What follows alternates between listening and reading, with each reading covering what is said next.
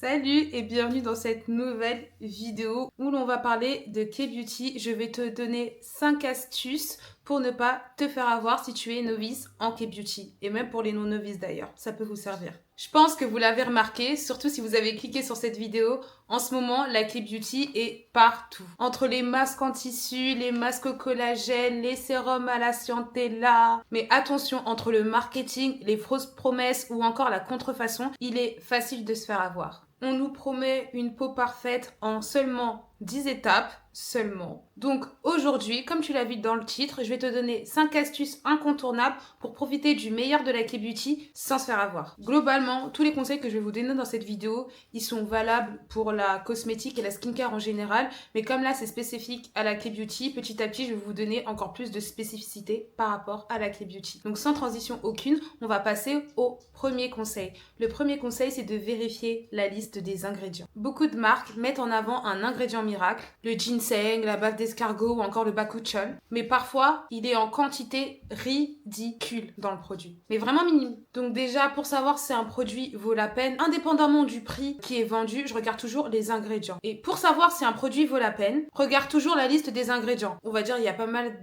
d'applications qui peuvent te donner la liste des ingrédients. C'est marqué sur le packaging. On va parler un peu plus tard des applications justement qui te permettent de savoir si un produit est bon ou pas. Mais il faut te dire que les ingrédients sont classés du plus concentré au moins présent dans la formule. Donc par exemple, si tu as un sérum à la Scientella asiatica et que la Scientella est présent en bas de la liste des ingrédients, c'est que la Scientella est juste un élément marketing. Deuxième astuce pour ne pas se faire avoir en termes de marketing et savoir si un produit est vraiment intéressant, c'est d'utiliser les applications coréennes pour les produits. Vous en avez des françaises qui vous donnent la composition des produits, si c'est bien ou pas, mais bon, je trouve que c'est pas très clair parce que des fois, effectivement, il y a des produits qui peuvent catégoriser en orange ou en rouge, mais qui sont nécessaires dans une formule. Par exemple, juste des fois pour la stabiliser ou pour justement que votre sérum vous dure 6 mois, en fait, c'est minime, mais en fait, c'est présent dans la formule, donc ça vous le met en rouge, mais ça veut pas forcément dire que c'est un mauvais produit. Mais au moins, c'est un bon premier indicateur pour savoir si c'est globalement un bon produit ou pas. Et en plus, ça vous explique en bas, c'est des noms, quand on regarde les ingrédients, on les reconnaît pas, et même parfois les ingrédients naturels, c'est leur nom scientifique qui a marqué derrière, je sais pas pourquoi, mais bon, bref. Et donc, du coup, c'est pas très clair et en fait, il vous marque encore une ligne en dessous. Et la différence dans les applications coréennes, comme Wewa, comment elle s'appelle? Wahe, l'application Wahe. Et en fait, elle vous donne la liste des ingrédients, mais vous avez également les avis des consommateurs. Donc ça, c'est vraiment bien pour savoir si un produit, il est vraiment viral en Corée, si vraiment les consommateurs l'apprécient, ou si c'est juste, encore une fois, un élément marketing et qu'il n'est pas du tout calculé en Corée. Et d'ailleurs, ça me fait rire parce que j'en ai beaucoup parlé, j'en ai pas vraiment parlé sur ma chaîne YouTube, mais c'est vrai que lorsqu'on va en Corée, par exemple, on n'est jamais allé en Corée, ok?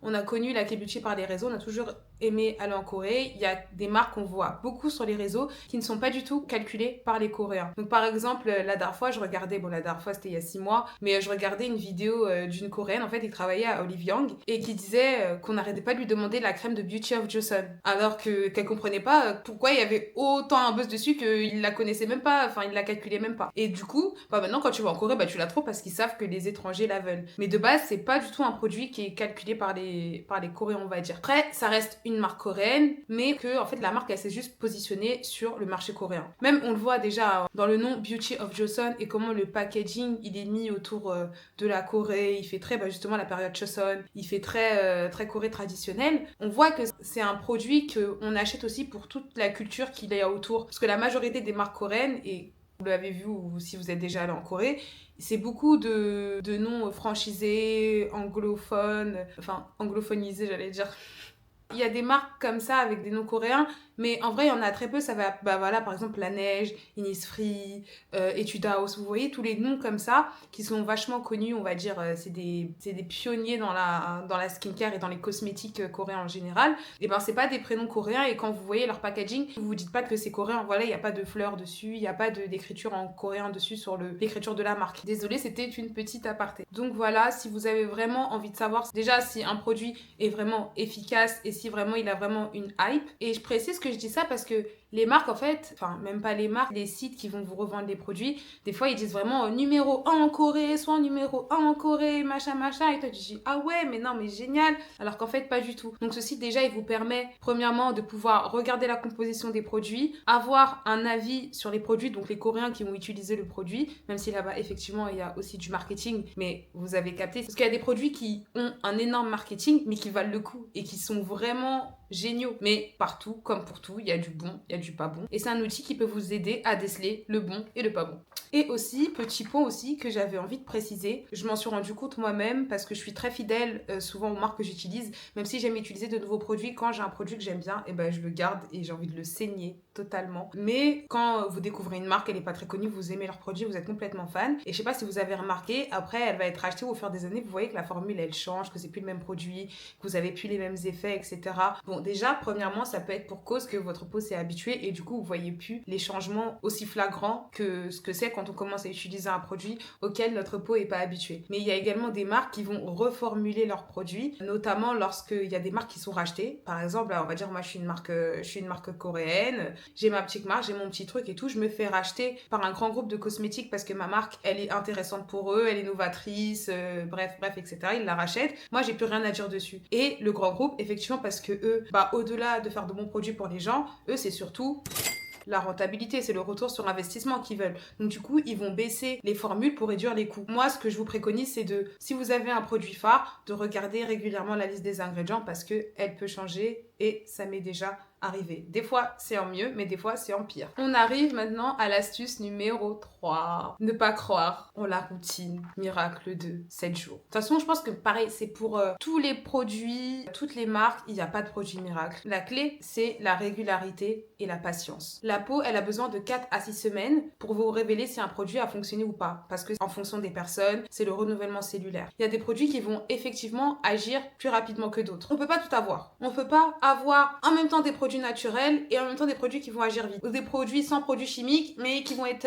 hyper efficaces et qui vont agir en rien de temps. Tout ce qui est naturel prend du temps. Si vous choisissez par exemple des produits cosmétiques qui vont être vegan ou qui vont être naturels, déjà ça veut pas dire que c'est de bons produits parce que vegan ne veut pas dire naturel et naturel ne veut pas dire vegan, of course. Mais des fois je me sens obligée de préciser que en fait la K Beauty certes c'est efficace et certes en termes de, si on compare à d'autres marchés de la cosmétique, ils sont novateurs, ils sont dans la prévention de la peau, des imperfections et des besoins de la peau. Et certes que ce sont des produits totalement efficaces. Franchement, je passerai pas mon temps, clairement, vous regardez ma chaîne YouTube, c'est que ça à vous parler de K-Beauty si ce n'était pas des produits efficaces. Mais vous devez être conscient que déjà, le produit, c'est pas parce qu'il convient à une personne qu'il va vous convenir. Et des fois, il peut juste ne pas convenir à votre peau, en fait. On sait pas pourquoi. Des fois, il y a des choses qui ne passent pas. Donc, c'est vrai que des fois, on a aussi ce truc où on est dans un moment, dans une ère où tout va très vite, où on a besoin que tout aille très vite et qu'on a les moyens que tout aille très vite. Voilà, maintenant, on n'a même plus besoin de réfléchir, il y a ChatGPT, etc.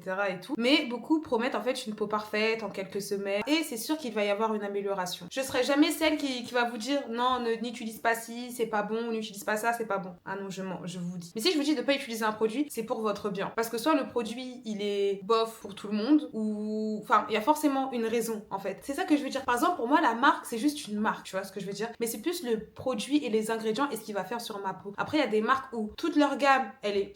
Il y a des marques où il va y avoir un produit de bien et les autres produits, c'est que du bullshit. Et il faut savoir décortiquer quels produits sont adaptés à ta peau. Donc, si tu n'as pas de résultat immédiat en appliquant un produit, ce n'est pas que le produit est nul, c'est juste que ta peau réagit à son rythme. Voilà. Je le répète encore une fois, la K-Beauty, c'est efficace, mais c'est aussi une question de patience et de régularité. Vraiment. Après, on va être d'accord, il y a des produits, ils sont nuls, mais ils sont nuls. Comment vous dire, par exemple, pour moi, il y a 2 catégories de produits. Il y a les produits, par exemple, comme les sérums, les crèmes, les ampoules. Ça, effectivement, tu vas devoir les utiliser pour un certain nombre de temps pour pouvoir voir des effets. Je me dis, je sais pas, tu utilises un sérum et le lendemain matin, ça y est, t'as plus d'imperfections et tout, etc. Ta peau peut ressentir une hydratation, tu peux la sentir un peu plus ferme, un peu plus nette, ça y a pas de problème. Mais il y a d'autres produits comme par exemple tout ce qui va être gommage ou nettoyant. Pour moi, ils sont censés faire le taf tout de suite en fait. Vous voyez ce que je veux dire? Comme par exemple des masques aussi. Certains masques, je suis censée voir la différence. Tu vois, sinon en fait, je sais pas pourquoi je l'utilise. Pareil, un nettoyant où j'ai besoin de faire 4 lavages pour enlever la saleté. flemme. Pareil, une huile démaquillante où il faut que tu frottes 45 minutes comme ça et t'as encore le thread eyeliner waterproof de NYX. Flemme aussi. Donc voilà, donc ces produits-là, en gros, moi, si je vois un gommage, j'utilise beaucoup de peeling et de certains gommages doux. Et il y a des peelings, franchement, qui servent un peu à rien. Genre, vraiment, limite, je fais ça, j'arrive plus à enlever le truc avec le peeling. Le truc. Donc, ce qui nous fait arriver au 4e point. Et qui est en accord avec le 3e point.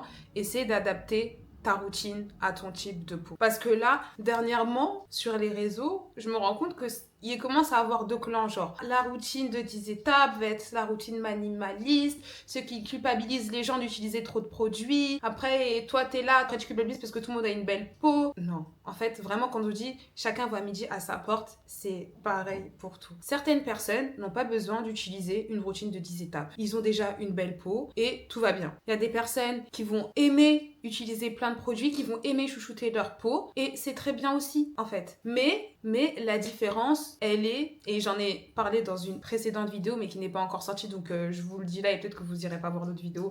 Enfin bref, par exemple, si toi, comme je disais tout à l'heure, si toi tu as une belle peau et que t'as pas de problème de peau, eh ben c'est parfait, t'as pas besoin de autant de produits sur ta peau, tu as besoin seulement d'un nettoyant, d'un hydratant et d'une protection. Ok, c'est le classique lorsqu'on a une peau normale qui n'a pas de problème particulier. Ok, après, ce que tu vas mettre en plus sur ta peau, c'est du bonus. Peut-être pour l'éclat, qu'elle soit plus rebondie, contre les cernes, c'est du bonus. Et il y a une autre catégorie de personnes, en fait, 3 produits, avoir seulement une routine de 3 produits, ça ne suffit pas.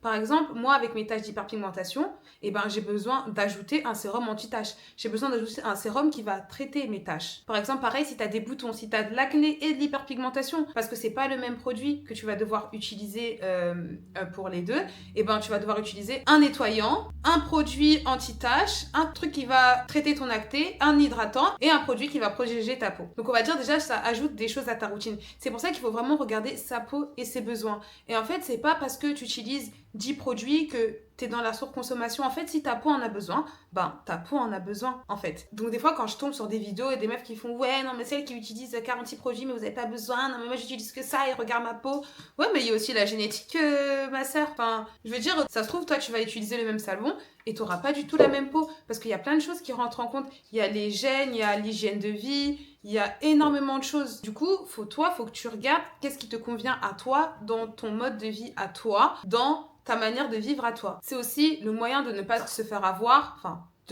c'est d'acheter des produits que l'on a réellement besoin. Déjà de 1 pour notre portefeuille et pour éviter qu'on regarde un produit qui est là en train de pourrir parce qu'on l'a jamais utilisé, parce qu'il nous convient pas. Quand on voit un produit qu'on a envie d'acheter, qui est viral et tout, etc., c'est vrai qu'on est humain et on a tous ce truc en mode où on imagine sa peau, ce qu'elle va donner en utilisant ce produit. Ce qui est normal, on se projette. Mais en fait, si le produit n'est pas adapté à ta peau, déjà tu pars avec une grosse béquille. En fait, tu te mets toi-même des bâtons dans les roues. Ça va pas fonctionner. Et même des fois, ça peut provoquer l'effet inverse parce que ta peau n'en a pas besoin. Donc en fait, tu la surcharges d'un surplus qui est même pas nécessaire. Et donc du coup, tu te crées des problèmes qui n'étaient même pas là de base. Et ensuite, la 5e petite astuce, c'est d'acheter sur des sites fiables. Quand je parle de sites fiables, je ne parle pas des revendeurs ou des sites qui revendent de la K-beauty comme moi je fais partie, parce que je suis fiable, c'est juste que je suis pas connue et du coup comme je suis une niche dans la niche, vous voyez déjà K-beauty c'est un peu niche et moi je suis encore dans une niche de K-beauty. Je fais avec mes valeurs, je prends pas forcément des produits parce qu'ils sont viraux. Les conseils que je vous donne, je les applique aussi, j'essaie de les appliquer, je suis pas parfaite et je peux faire des erreurs, mais j'essaie toujours de faire au mieux. Mais par exemple, des fois il y a des sites, je vois qu'ils vendent des produits coréens, ils sont à un prix mais trop beau pour être vrai en fait. Lorsque vous voyez que le prix il est beaucoup trop beau pour être vrai, dites-vous en fait il y a pas un petit souci. Et parce que surtout, comme vous le savez, tout ce qui marche, tout ce qui attire de l'engouement, tout ce qui est tendance, attire aussi de la contrefaçon. Voilà, tous les produits qui fonctionnent sont contrefaits à un moment et la K-beauty n'échappe pas à cette règle. Donc, il y a énormément de contrefaçons de K-beauty qui commencent à pulluler sur le marché et d'ailleurs, plusieurs marques coréennes qui commencent à étiqueter leurs produits d'un petit QR code pour certifier en fait l'authenticité des produits. Donc voilà, faites attention où vous achetez vos produits. Même ça, je sais que c'est hyper pointilleux parce que de nos jours, c'est tellement bien fait. Voilà, tout le monde peut faire des réseaux et tout, etc., etc. Mais des fois, je vous promets, je vois des pubs. Par exemple, moi, tout ce qu'il y a sur les réseaux de Koreanista, c'est moi qui le fais, c'est de vraies personnes. Il n'y a pas de vidéos que j'ai prises de d'autres personnes ou de contenu nan qui utilisaient les produits. Jamais, jamais, jamais. Des fois, je vois un melting pot de mélange. C'est même pas la même fille sur les vidéos et tout. Ça fait des millions de vues, des millions de trucs. Et je me dis, mais mince, en même temps, tu sais, c'est bien fait. Et même moi, je pourrais me faire avoir. Parce que moi, je suis dans le secteur, je suis dans le domaine. Donc pour moi, je trouve que c'est facile, je trouve que c'est obvious en fait. Mais si t'es pas dedans, tu peux te faire avoir et c'est totalement normal, c'est tellement bien fait. Et même, je trouve qu'il y a des marques aussi, faut voir aussi la différence, c'est qu'il y a pas mal... En fait, je tire dans les pattes de personne et c'est vraiment juste un avis personnel, vous voyez. C'est vraiment à vous de sentir le feeling, de voir si vous faites confiance au site ou pas, mais juste pour vous dire, en fait, c'est comme pour tout. Quand tu dis, quand c'est trop beau pour être vrai, c'est que c'est le cas. Et que des fois, il vaut mieux payer un peu plus cher, mais au moins tu sais que le produit, il est certifié, tu sais que si jamais tu as un problème, tu sais que tu peux te retourner vers quelqu'un, tu sais que c'est en France, en Europe, de toute façon, il y en a plein, que ce soit en France, en Europe, maintenant, il y a même des boutiques, il y a plein de manières de se procurer de la K-Beauty. Et des fois, il y a même des petits revendeurs de K-Beauty qui vous permettent de découvrir des vraies marques de K-Beauty qui sont vraiment efficaces, mais qui sont pas connus, et c'est des précurseurs. Et franchement, c'est pas pour me jeter des fleurs. C'est pas pour me jeter des fleurs, mais combien de marques j'ai vues et qui ont pété l'année d'après. Quand ça a pété, quand ils avaient même pas encore fait leur premier pop-up en France, que j'utilisais déjà leurs produits. Il y en a extrêmement. Et après, enfin, attention, tout part de tout en fait. Ça utilise et puis il suffit que quelqu'un sorte une vidéo et puis ça pop. Voilà, je parle beaucoup et je m'écarte beaucoup. Mais j'espère que vous avez compris le message global. J'espère que cette vidéo t'aura plu. N'hésite pas à me laisser en commentaire pour me dire ce que t'as pensé de cette vidéo. Si tu t'es déjà fait avoir par de la K-Beauty frauduleuse. Et on se fait des gros bisous. À bientôt pour la prochaine vidéo. Bye!